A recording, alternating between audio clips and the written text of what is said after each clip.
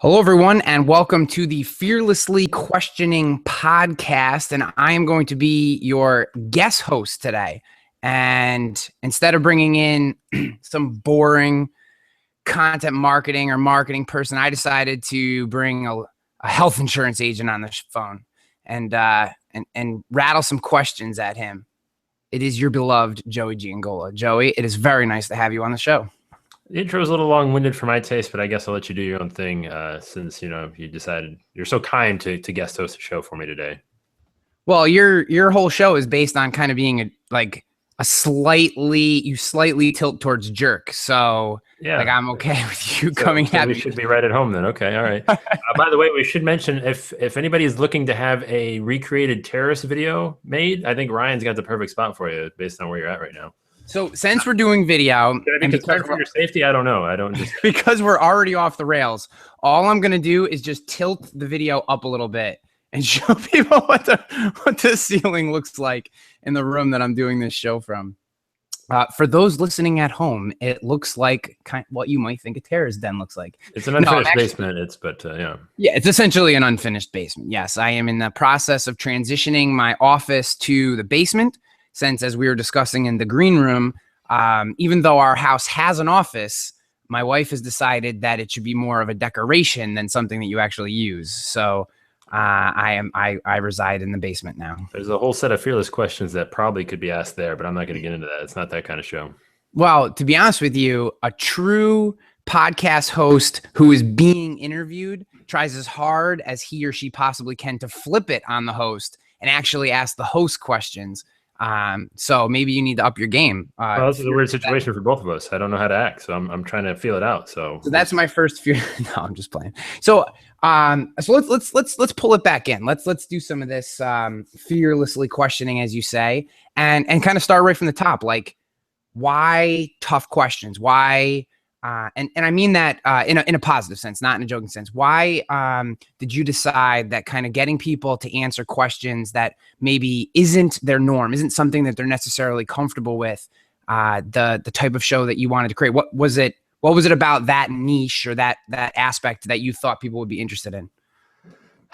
I guess the simple answer is why not? I mean, everybody else is answering easy. I guess if you want the story of how I came up with the idea, is that when you listen to enough podcasts, you start to see the same guests over and over again, you start to hear the same answers over and over again, and people are just fine with regurgitating the same show and not really going any further. So I thought it would be fun. I mean, I think that, we should always kind of be trying to do better, right? I mean, so let's ask some questions that maybe people that are not used to being questioned because they've hit a certain point to where people, just kind of take what they say as gospel. Why not we just turn that on the head and say, well, we're not just going to believe everything you say, and let's just see if we can do better. So you saw basically from listening to a lot of podcasts, and I do as well, and we've actually talked about this a little bit when you were creating the show, you saw that essentially a lot of podcast hosts feel so enamored by the fact or so appreciative of the fact that someone actually came on their show to be a guest that they don't push them for more. Yeah, I mean, let's listen. I mean, I know you relatively well, and if I listen to another show of you answering the same questions over and over again, I'll shoot myself, jump out of a window. I mean, it's just I know exactly everything you're going to say. I could write it for you probably, and it's just what fun is that? Like, it's a waste of time. It's a waste of everybody's time. So yeah, I mean, I think people are too nice, and they don't. I mean, I think part of it too is let's be honest. I think at the end of the day, what I wanted the show to ultimately do, I don't think I'm ever come close to achieving that yet, but is to help somebody create some type of change in their life by questioning something it is that they are currently doing that isn't working, or that somebody told them that they had to do for whatever reason. And I think that's really at the core of it. It's the idea of creating change. I haven't really figured out how to master that yet, but I mean, I think that at the end of the day is how do we create change? And by asking the tough questions to the people that supposed to have the answers, that's kind of my guess right now. When you say master, do you really mean track? Like, because you could be changing someone, you could be impacting, and you most likely are impacting someone. You're just not necessarily aware of it. Well, yeah, let's just say I'm not doing. I'm sure I would have heard about it more. I guess I'd put it that way. So I think I have yet to really hit it on the right note to where it really resonates. And really, I think, because again, let's put it this way, change is like one of the hardest things to do. And I was thinking about this, like, why do we constantly want to help people when most people don't want to be helped? But most of the stuff that we do all day long is to try and help people, not do something they don't want to do. And it's this weird thing that we have. And to say that we've actually found a way to make it easy and for somebody to actually want to do it, I don't know. We all talk about it, but at the end of the day, I don't think we do it nearly as much as we think we do. So your tagline on your website is creating courage one question at a time. Do you think that you yourself feel more courageous today from having done this show, asking the questions you've asked and dealing with the responses of your guests? Actually, I feel like I've gone backwards. I feel it's like a regression. Like it's like made me like I feel like I know nothing now. It's like up is down, down is up. Like I honestly don't.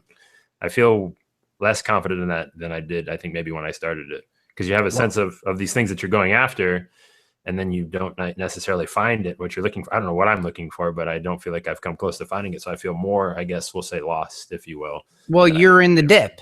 Have you ever read The Dip by Seth Godin? The one thing I hate most about myself is I don't read books.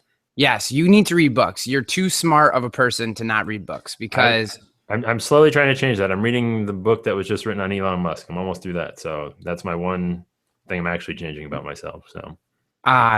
So your next book, considering what you just said, so this would not be my next book recommendation if you had said something else, but considering what you just said, you should read The Dip by Seth Godin. That should be your next book.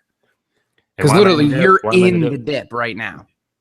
All right. Tell me the dip then. So this is 30,000 feet. And if someone listening or watching who just read the book or is like a Seth Godin head, or maybe Seth's watching and knows it. Sure. He can just jump in. But yeah, Seth, if you want to come right in. You're welcome.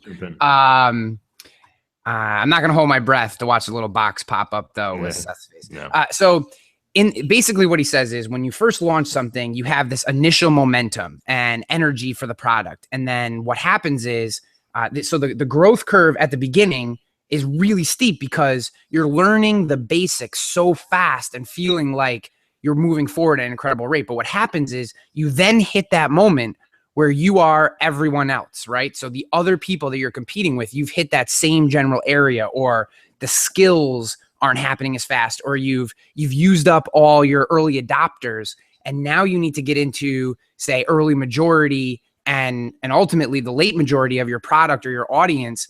And that is a really tough part, and it's a grind, and it's literally day by day, minute by minute. And what happens is you feel this dip, like you're actually moving backwards, literally the same things that you just said. And the companies that survive and thrive are the ones that are able to work through that dip. And then there's this huge upswing on the back end, because if you're able to ride that out and separate yourself and figure out what that thing is that you're looking for, makes you different or really makes you go, then that's where you get kind of the next level growth. I'm glad we could have that little moment of psychoanalyst, because I feel a little bit better now. Yeah. Well, actually, now you don't need to read the book. I'm just good. Yeah. See. Well, tell me if I want to ask you this question. If I'm being a bad guest and asking the host questions, I find that, again, coming back to interviews and things, like if you read books and if you listen to people going on podcasts to promote said books, if you listen to one or two, or again, three interviews of them promoting that book, you're going to take away pretty much 90% of what the book is about. Yeah. Is that not a faster, more efficient way to get the information? For a lot of people, yeah, it is. So I would say that someone who is good at what they do is going to keep maybe a case study or a story, or they'll have their prepackaged 6-point list, but it's the beginner's 6-point list, and to get the advanced 7-point list, you need to read the book or something. There's all these little things that you can bake in. The other piece is like a guy I just had on my show, David Nihil, right? Like his whole shtick is he had a friend, he was doing a charity event. He decided for the charity event, he was going to have comedians come in, and his friend who was like severely injured, and, this was like a really worthy cause, said, I want you to be the host. Like, I want to see you on stage being the host. So now he felt obligated to be funny because he was having all these comedians come in, and like, he wasn't, essentially a funny guy, and had to teach himself to be funny. And he's going on to be a public speaker and all this stuff.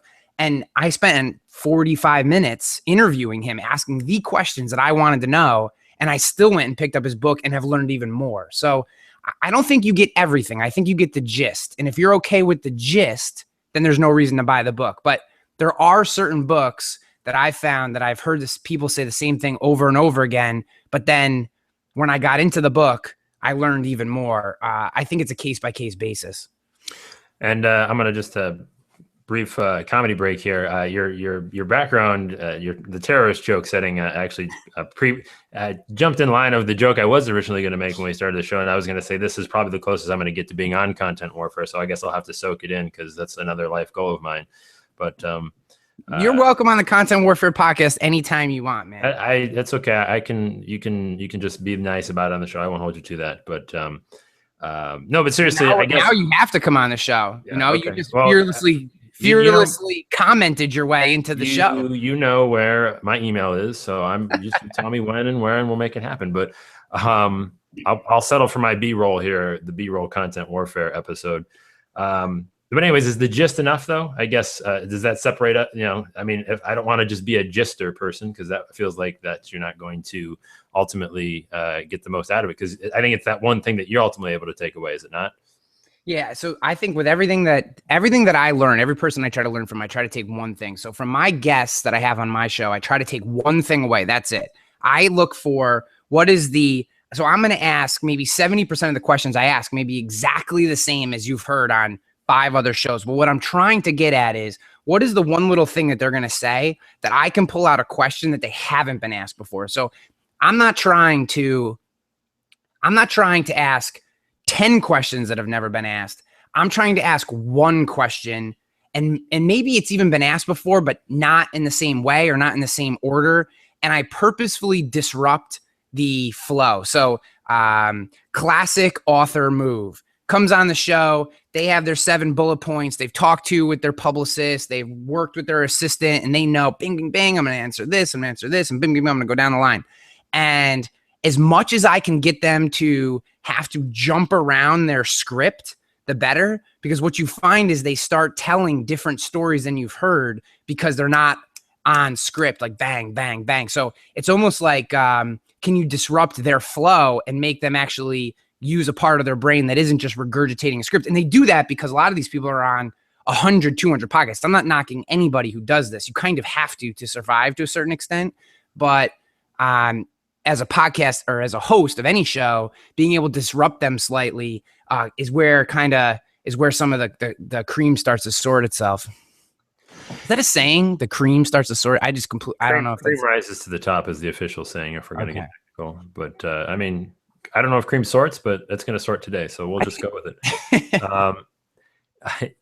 I don't even know if there's a question in there, but how about I ask you a question since I'm supposed to be interviewing you? That'll work. I wasn't going to say anything, but how often do you consider making this a full-time gig and not your side hustle? See, that's tough. Full-time and side gigs. This is something that probably doesn't. I don't know if it's actually true or not, but I'm going to give you my view of it, how I see things.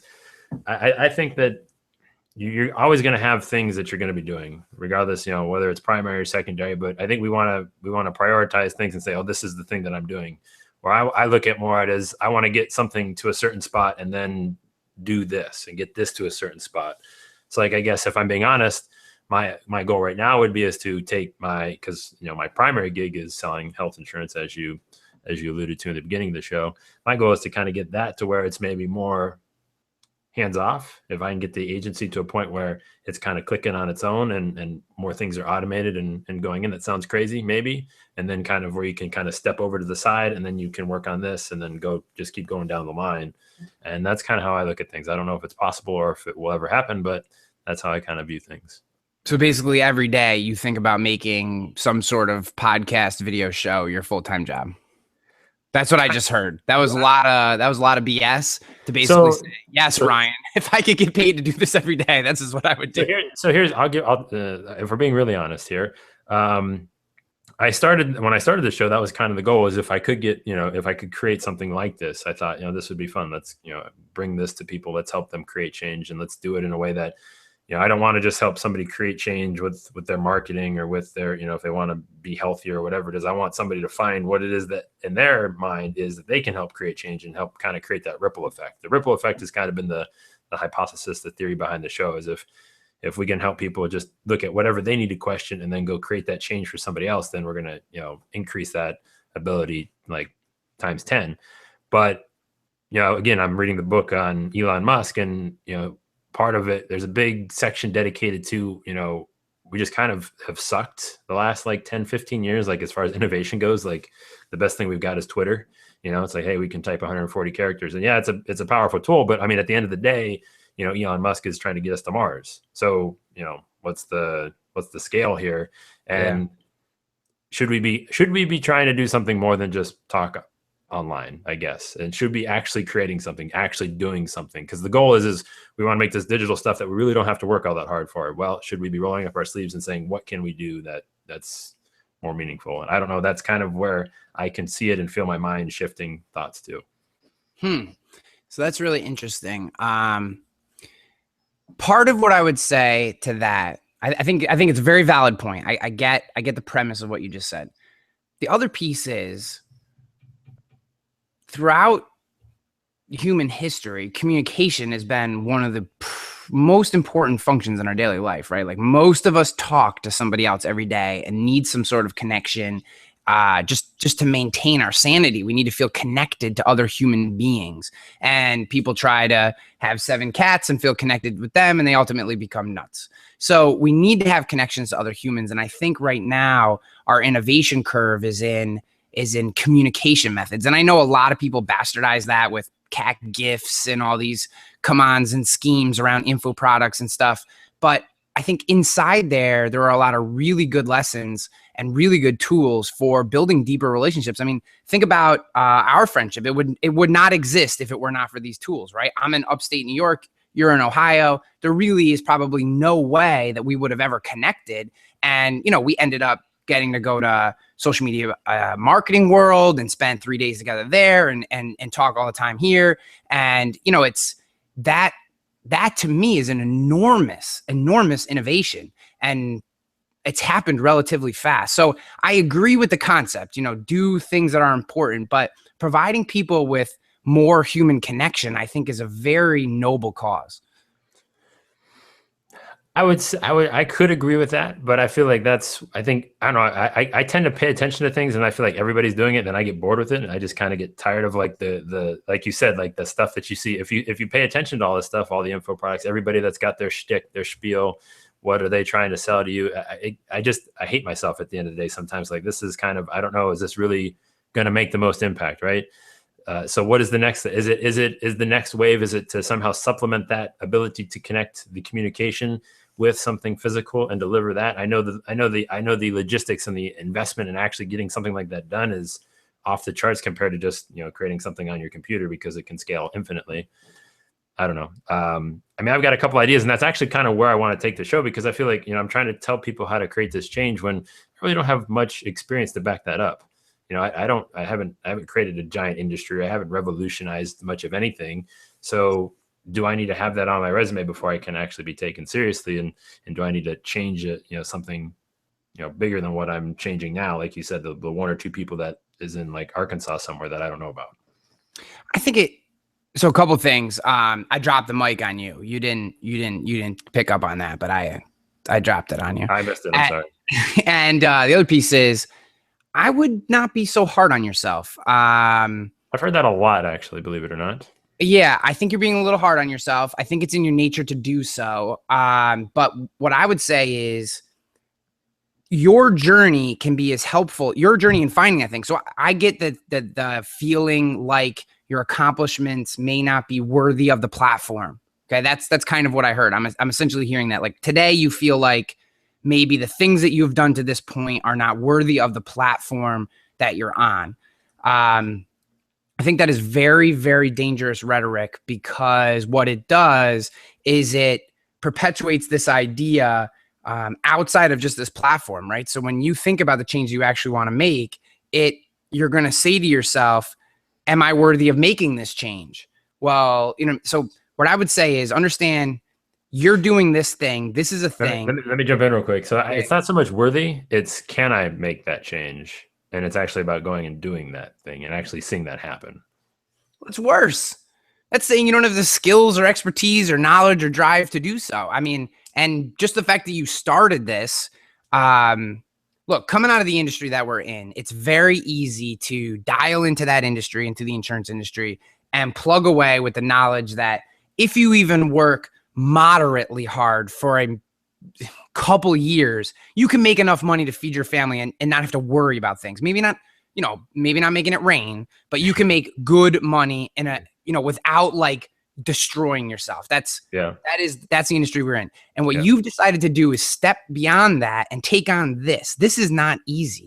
Most people are not willing to get in front of the camera and do something as consistently as you have, right? A lot of people try, they fool around, they play around, and they purposefully do not try to make themselves better because it can always be an excuse. You haven't done that.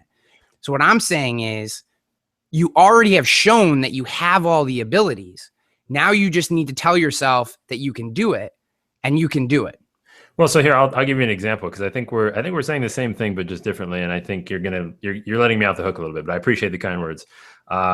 So the 2.0 version of this show, as I've been kind of kicking around, I took a couple weeks off, and I've been trying to think of how can we make this even better than what it is? Because again, the whole idea is let's just not keep doing the same thing over again, expecting the same results.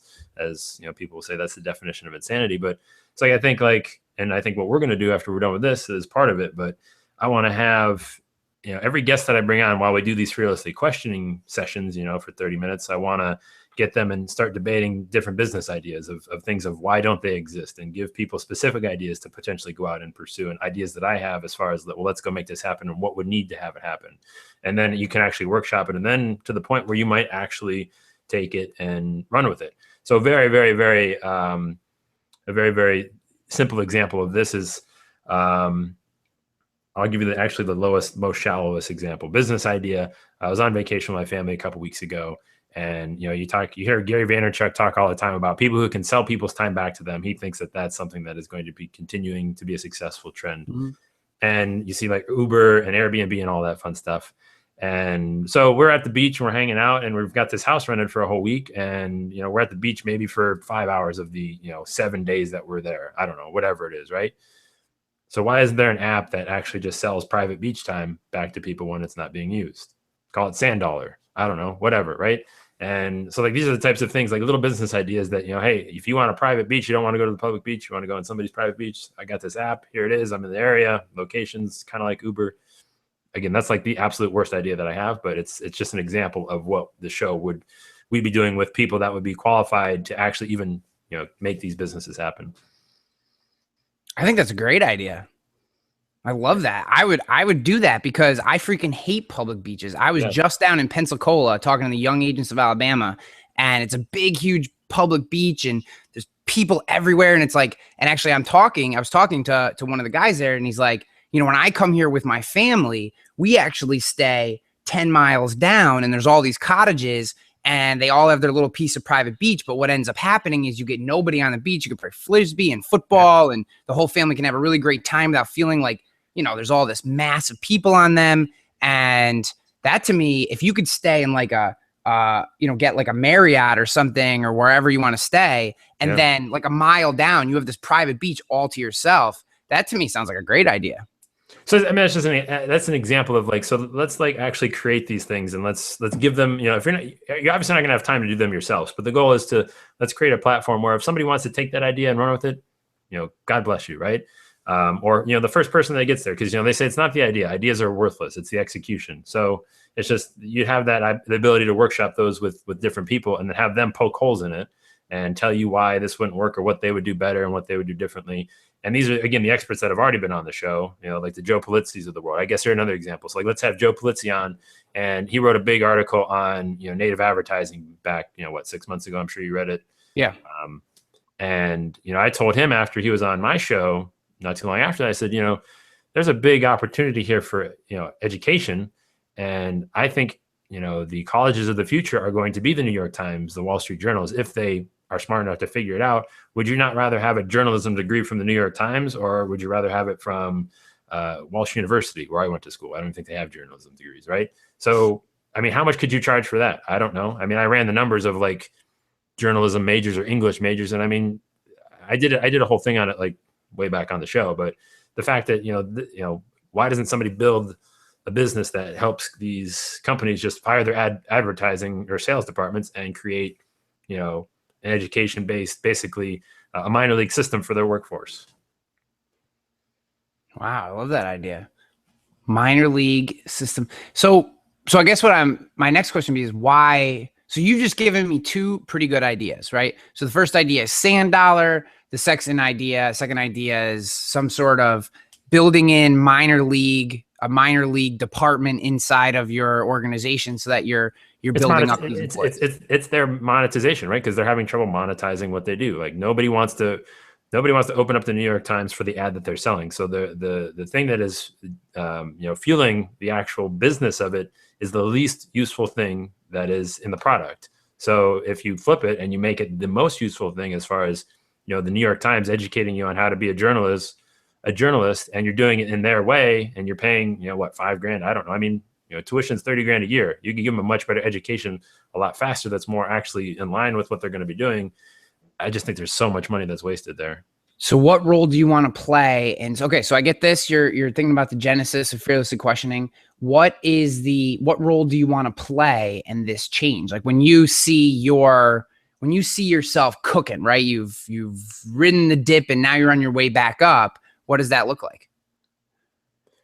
I don't know. I mean, the way that I envision it is instead of doing the three parts that we had, like we'd have the guests come on and do a rant, I would do my take for the week, and then we'd actually do the show. I'm probably not going to do the show live anymore. I guess I won't set it like a live date and time. I'm just going to batch it, and then I'm going to get the guests together for, if it's like an hour, I get them for an hour. I'll do the 30-minute show like what we're doing here, and then take 15 minutes. What I asked you about, which is that there's another spin on that too that I haven't even talked to you about, and do that, and then take another 15 minutes and do something I want to call When I Was Your Age, fearlessly questioning when I was your age, because we want to look to these people and say, man, I'm not doing what they're doing. And we forget, one, how old they are and what they were doing when they were actually our age. So you and I are relatively young in comparison to the people that we have been floating the names around. So it's like, well, what were they doing? What were they driving? Like, what kind of car were they driving? What was their mindset? What was their vision? And just kind of run through a series of repeating questions that every guest answers, kind of get a feel for where they started and how they became the person that they're going to become. So that would kind of be the 3-part that I'd be moving into. It's funny. As I mentioned to you in the green room, actually today, a couple hours before we got on this call here, I interviewed Brian Clark from Copy Blogger for my own podcast. And we were talking about this very thing. And he said that statistically, there are more entrepreneurs entering the market every year in their 40s than there are entrepreneurs in their 20s. So we often think about like the solopreneur entrepreneur game as like a young person's sport.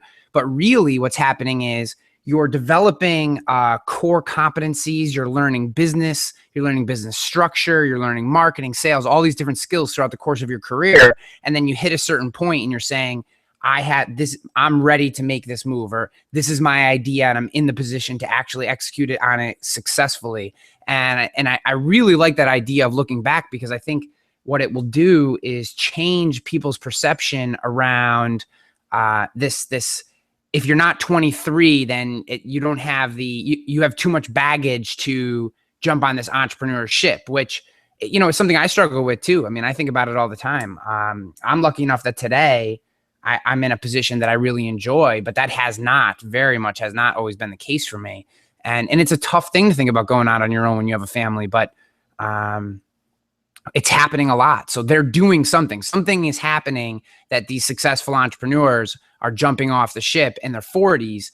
And I think that's a really interesting concept. Well, let's be honest. Everybody, whether we like to admit it or not, we like to compare ourselves. And people say, don't compare yourselves. It's not healthy. I disagree, because in business, you have to be competitive, and comparison is only just a mild form of competition.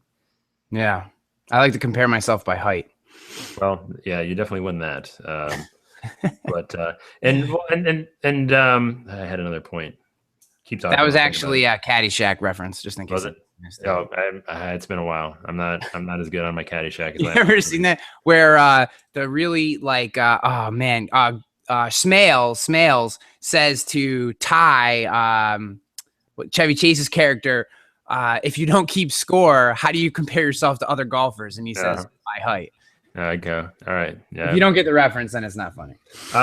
No, but I wanted to. So let me hit you with this and let me see how you feel about it. But do you think? And I said this to somebody. Do you think that being an entrepreneur is slowly becoming the new form of being a rock star?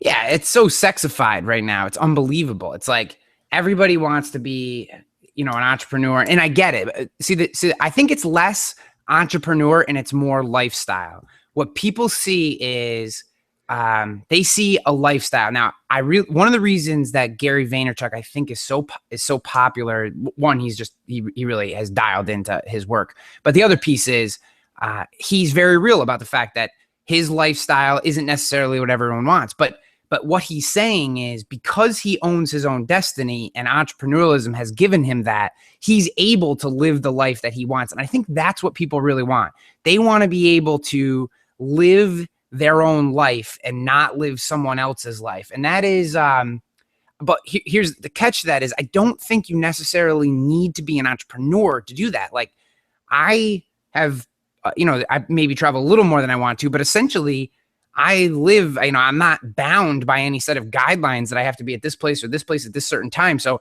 I actually have found a corporation that allows me to live a quality of life that I'm very happy with. So I'm not an entrepreneur, but I think it fulfills a lot of those check boxes for me because of the position. I think you can find these jobs in corporate America is moving more that way. I'm not going to say it's there by any means, but it is starting to see that in order to get the best and brightest, because entrepreneurialism is so sexified and there's all these angel investors and VCs who are willing to fund these people with great ideas, if the big companies want them, they have to provide them the quality of life that they're looking for. And I really believe that's what it is. So tell me if you agree with this. So again, we mentioned Gary Vaynerchuk and I'm talking about Elon Musk, and two very distinct things that I find that they have in common that they talk about a lot is the hustle and the amount of work that goes into what they've built.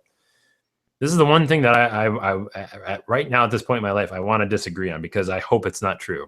And the reason I hope it's not true is that, Elon Musk, if you read that book, it talks about just his work ethic and how he just works constantly. That's all he does. He'll work from 2 in the afternoon until 2 in the morning. Gary Vaynerchuk, it's like you go do your 9 to 5 and then you come home and you do your 10 to 3 in the morning. Right. I feel like that can't be right. It's true if you want to send a spaceship to Mars or right. I think a marketing agency from 0 to 300 million in 2 years. I guess I feel like what's the point though? Like I feel like they're going to wake up and it's going to be like, now Elon's a different case because that's truly like world, like, solar system changing. So it's a little different, but I don't know. I feel like that because that's floated around too. Like just, hey, work really hard and just put in the hours. I just feel like it's like, what's the point? What are you outside of getting that goal? Yes. But I feel like there's gotta be a way. But what you're saying is you're comfortable with success at a different, it's whatever your own personal success is, right? Like I don't need to make $400,000 a year to feel like a success, right? If I have a job that I enjoy, I'm able to do some of the things I like to do, spend as much time as I want with my kid and my wife, I feel successful, right? So I feel like I work probably more than most, but certainly less than them. And I've had to do that to get to where I am. I mean, there is no doubt that at one time in my life, I was working 15, 16-hour days, but I've purposefully dialed it back because I said, I can't sustain that and be happy. I was miserable during that time. Now, Gary, for whatever reason, he's dialed up to that point. What I think the truth is that if you want to take a marketing agency from 0 to 300 million in revenue in 3 years, you have to be willing to work 18-hour days. I think that is a reality of life. But if you want to take a marketing agency from 0 to $1 million in revenue in 3 years, and you're a 2 or 3 person shop, so you're living very comfortably on your own terms with clients you enjoy, spend time with your family, that to me seems like an incredible success, and you don't have to work 18 hours a day to get there. We might have to agree to disagree on that, because I think that's the fearless question: is can you create that type of, because it comes back to the significant change, and are you able to do that and ultimately not destroy your own life? Are you talking about like 4-hour work week stuff? Like, no, not, yeah. See, I've never read the 4-Hour Work Week, but I mean, I don't think I am. It's just, it's having that desire, that drive, and that passion, but at the same time, realizing that you should be able to be smart enough to figure out another way. But I mean, you got to remember another way for, different strokes for different folks. Like, you know what I mean? It all depends on what kind of lifestyle you want to live. Like, and Gary said this on his show before, that, he trades everyday interactions with his kids in some way. And he's actually, he said recently that he's dialing back into his family, but there was a certain time of his life where he was purposefully trading off everyday interactions with his family so that he could have longer, more substantive interactions with them, like on a family trip where he would just be gone for 2 weeks and leave his phone on a table and not even look at it, and be able to completely immerse with them for 2 straight weeks or whatever. And he was trading and for him, that was what he was doing. So I think, that might not necessarily work for me. It might not necessarily work for you, but I think we all have to figure out what is that lifestyle that we really want to live. And then you build the career and the opportunities around that. I don't think you build the career and the opportunities and then say, well, geez, I hope my lifestyle fits into this. Yeah, I'm not saying I have the answer. It's just something that is like, that's like the thing that's in my mind right now. Yeah. No, like, I'm probably right on this. Just assume I'm right. I'll just, yeah. It's your show today. It's your show. It is my show, so I can say whatever I want. Yes, I am right now. I mean, that's just, like I said, you gotta, it's a big issue. It's a big thing to think about. I don't know, do you want to take a nap every day in the afternoon? Do you want, how much money is enough for you? Like at a certain point, if let's say you're making 150,000 a year, like to get to 2, what do you have to do? To get from 150 to 200,000 in what you do, does that mean you now have to work 3 hours every night? Well, now you got to trade as an extra 50K a year worth that much time that you're losing. If you want to become the absolute biggest thing and the absolute brightest star, then you're going to have to do that. But if you are cool with being very successful, having a great life, doing things that you enjoy, I mean, it's all a trade-off. You just have to consider the balances. I mean, there's a lot of stuff that these entrepreneurs have missed in life to trade off for what they're hoping for is uber success. And they're also, and none of them know, praying that when they get uber success, that they're ultimately going to be happy. And I don't think you know that. So I'm completely against this idea that if you're not pushing as hard as you absolutely can all the time, that you can't be successful. I think that's crazy. But I also don't believe that you can be Gary Vaynerchuk, Seth Godin, or Elon Musk if you're not pushing as hard as they are. You will never be that. Yeah, it's something that really depresses me most nights, and I'm not sure what to do with myself. I don't think you should. Are you trying to send a spaceship to Mars? Why do you give a shit if you're not working 22 hours a day? I don't know. Again, I feel like part of me feels like I should be, I guess. Like, I feel like there's something in the back of my brain that's telling me I should be. And I either try not to listen to them or listening to them too much. I think, well, that is not an easy question to answer. And my only advice to you is that every single person who is seeking more, who has that thing inside them that taps on their head all night long that says more, more, more. If you have that, it is tough to get rid of it until you've tried to walk the path. I struggle with it every single day because I have the same feelings. I want to be, in my head, my Neo visualization of myself in the Matrix is a much larger presence than what I have today. And I'm constantly debating every single day, do I want to do the extra things that I need to do to get to that next level? Or am I cool just growing slowly, being happy, spending time with my family, and maybe being a little less than that? It's a tough question. Yeah, I mean, I'll just a little spoiler alert for everybody in the Fearlessly Questioning audience. I'm actually, so the path that I think that would lead me to the 22-hour work week. Not that I wouldn't be putting in 22 hours, but I'm going to be debating that business idea with Ginny Dietrich tomorrow. She's going to be coming on to do part of that. So everybody that wants to hear maybe what that might be, I'm going to be doing that. So I think that's a great book title, the 22-hour workday. That would be and then you just pin it right against the 4-hour work week community, and you just optimize for the 4-hour work week community, the 22-hour workday, and you just try to be a contrarian. Yeah, that would be a nice bloodbath, I would imagine. So we're 40 some odd minutes into the show, and I have completely run out of questions. So I think that, Joey, it's been a pleasure to have you on. I think this has been a lively debate. I think you asked as many fearless questions as I did, though. I think the audience still got a really good feel for kind of some deeper things that are going on with you, and I'm glad that you were willing to share those. I think we definitely got into the core of what this show is all about, at least a little, and hopefully you'll come back on again.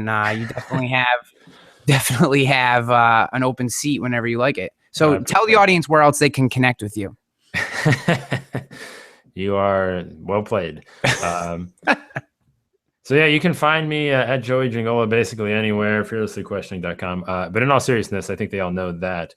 I want to thank you for taking the reins, being the first person to step into the guest hosting seat. I don't know what it feels like, but I love that. I love that the Ryan Hanley interview ends when there's no more questions. Yeah,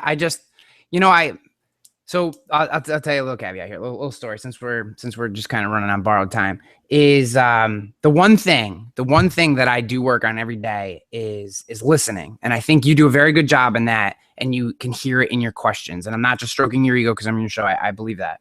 That is an incredible skill to have. It is something that has not come naturally to me at all. If left to my own devices, I just want to talk over the top of everyone and convince that I'm correct no matter what. So I worked hard on listening, but I think when you do that, you get really authentic conversations versus when you have 15 bullet point questions and you just try to plow through them. You really get what equates to a true conversation and not an interview. And I think today people want that more than just, here's the 5 questions that we ask every guest, every show. Even though I do think segments are powerful. This has been great. It's a pleasure, and I appreciate you having me on. And you will be a guest on Content Warfare, whether you like it or not. All right. Well, we have video evidence to prove it, and your check's in the mail, Ryan. It'll be there shortly. Well, you gonna wrap this up, or am I gonna wrap this up? It's I don't have the button to hit off air, so I'm just gonna say, like, if you haven't bought the Content Warfare book, go out and get it right now. Do it right now before he hits off. Go out and get it right now.